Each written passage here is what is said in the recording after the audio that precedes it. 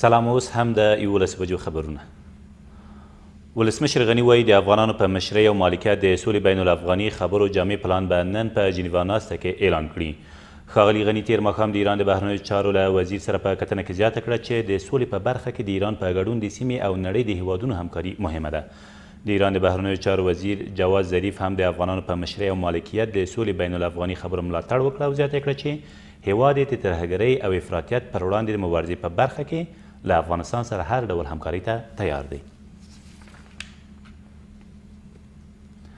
له دې سره سم ولسمشر غني وایي د همګړۍ د سولې لپاره تر بل هر وخت زیات شرایط برابر شوي، نو اوس ښکېلې خواوې او د سیمې هیوادونه باید د سولې د بین الافغاني خبرو د بریالي ترسره کېدو په برخه کې رښتینې همکاري وکړي. ښاغلي غني تېره ورځ د جنیوا ناستې په څنډه کې په سیاسي چارو کې د امریکا د بهرنیو چارو وزارت له مرستیال سره په کتنه کې زیاته کړه چې تلپاتې او باعزته سوله د افغانانو اساسي غوښتنه ده او د افغانستان خلک، سیاسیون او د بېلابېلو اقشارو استازي د افغانانو په مشرۍ او مالکیت د سولې بهیر په اړه اجماع لري. په دې کتنه کې په سیاسي چارو کې د امریکا د بهرنیو چارو وزارت مرستیال ډیویډ هیل ویل هیواد یې د افغانستان د ولسمشر ټاکنو په برخه کې چې د اساسي قانون حکم ته په پام د افغانستان د حکومت او افغانانو په اراده پر خپل وخت ترسره کیږي هر ډول همکارۍ ته چمتو دی. نوموړي همداراز د سولې په اړه روانو هلو ځلو ته په نغوتې سره په ډاګه کړه چې واشنګټن به د سولې په بین الافغاني خبرو کې مومد رول ترسره کړي.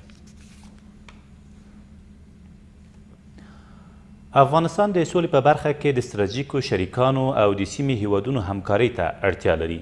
دغه مطلب ولسمشر غني تیر ماښام په بهرنیو چارو کې د هند د دولت له وزیر ویجی کومار سره په کتنه کې څرګند کړه او زیاته کړه چې د سولې لپاره تر بل هر وخت زیاته زمینه برابره ده او افغانستان په دې برخه کې د ستراتیژیکو شریکانو او د سیمې هیوادونو همکارۍ ته اړتیا لري.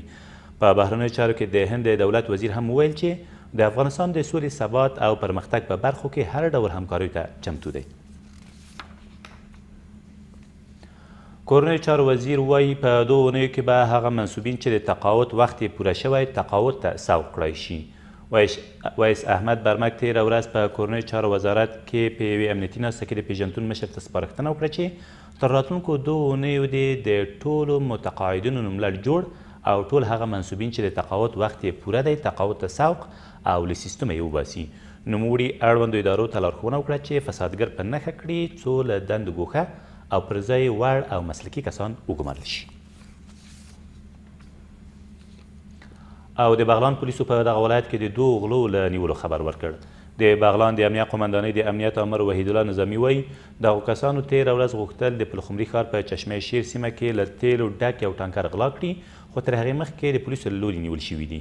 د نوموړي په وینا یاد موټر بیرته خپل خاوند ته سپارل شوی دی.